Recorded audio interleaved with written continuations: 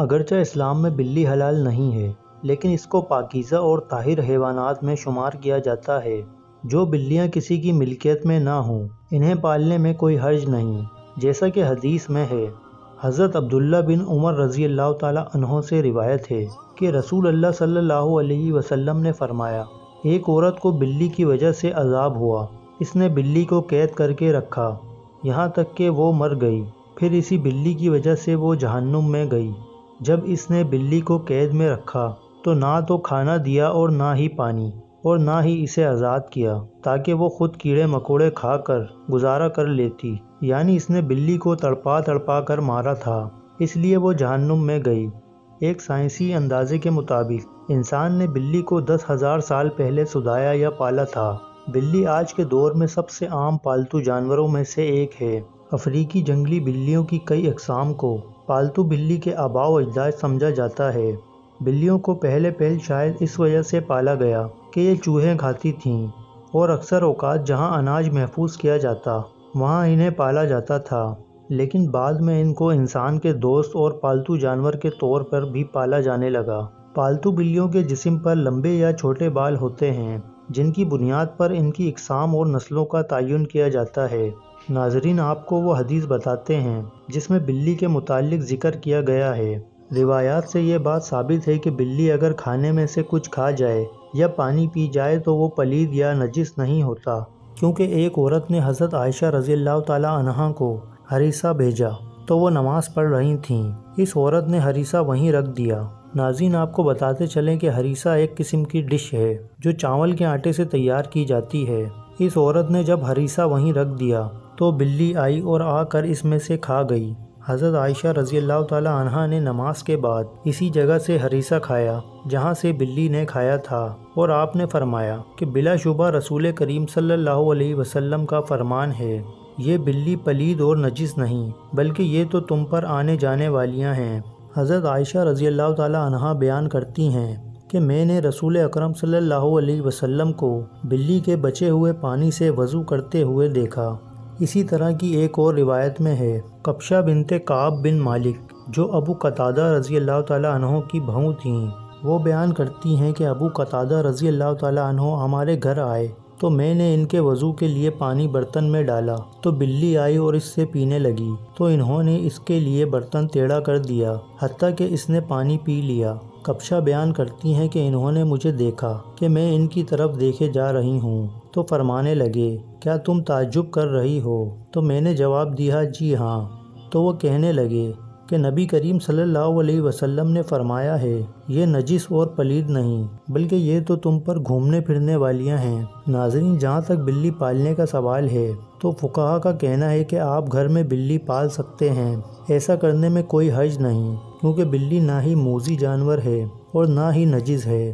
ہر شخص کو معلوم ہے اس میں کوئی نقصان نہیں، بلکہ بلی گھر میں رکھنا فائدہ مند ہے۔ یہ گھر میں پیدا ہونے والے کیڑے مکوڑے اور چوہے وغیرہ کھا جاتی ہے۔ بلیوں کو قدیم دور کے بعد مشرق قریب میں عقیدت دی گئی، اور اسلام نے اس روایت کو اپنے بہترین انداز میں اپنا لیا، جو اس عقیدت سے بالکل ہٹ کر ہے جو دیگر قدیم مذاہب میں بلی کو دی گئی۔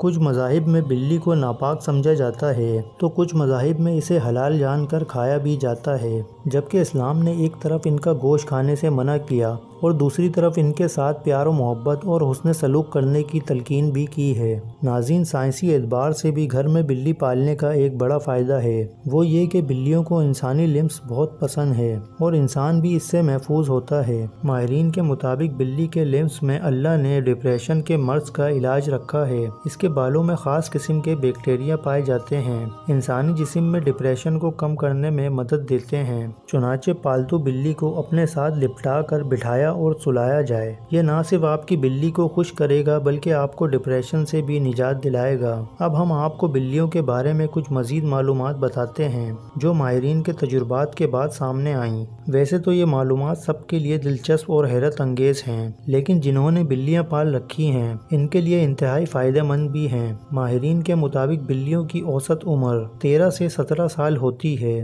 مگر اکثر بلیاں 20 سال کی عمر تک پہنچ جاتی ہیں۔ دو بلیاں آپس میں कभी भी मियाऊं करके बात नहीं करती। जब भी आपकी बिल्ली मियाऊं करे जान लें कि वो आपसे मुखातिब है। इसके अलावा बिल्लियों की मूंछों के मुतालिक एक आम तासुर पाया जाता है कि इन मूंछों के ज़रिए बिल्लियां अपना तवाज़ुन बरकरार रखती हैं, बिल्कुल इसी तरह जैसे अक्सर सींगों वाले जानवरों के सींगों के मुतालिक यही तासुर पाया जाता है। ताहम माहिरीन का कहना है कि ये तासुर सरासर बिल्कुल गलत है।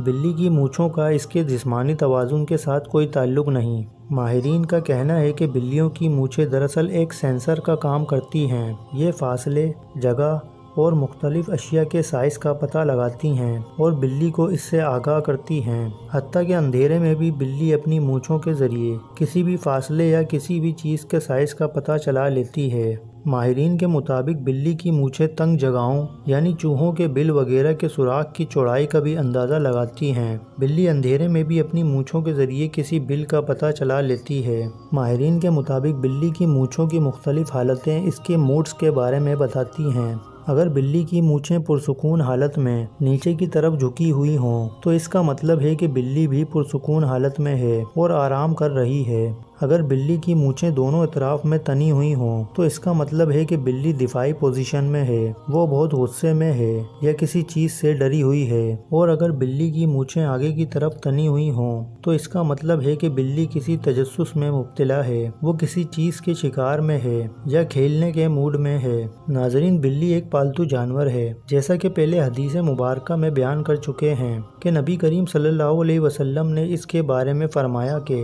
ये पलीद नहीं है बल्कि ये तो घर में चक्कर लगाने वालों में से है। हमें भी आप सल्लल्लाहु अलैहि वसल्लम की पैरवी में इसके साथ नरमी करनी चाहिए। ये हमारी जिम्मेदारी है कि हम अपनी अशिया की खुद हिफाजत करें। बिल्ली पर जुल्म सितम करने की राहें तलाश ना करें। जिस तरह इस पर जुल्म की पादाश में एक औरत को जहन्नुम में डाल दिया गया। हाँ, अगर कोई बिल्ली खूंखार है और घर का नुकसान करती है तो इसे मारने के बजाय पकड़ कर किसी दूर दराज इलाके में छोड़ दिया जाए ताकि वो अपना ठिकाना बदल ले, लेकिन इसे कत्ल करने की इजाज़त नहीं दी जा सकती और ना ही ईज़ा देने की।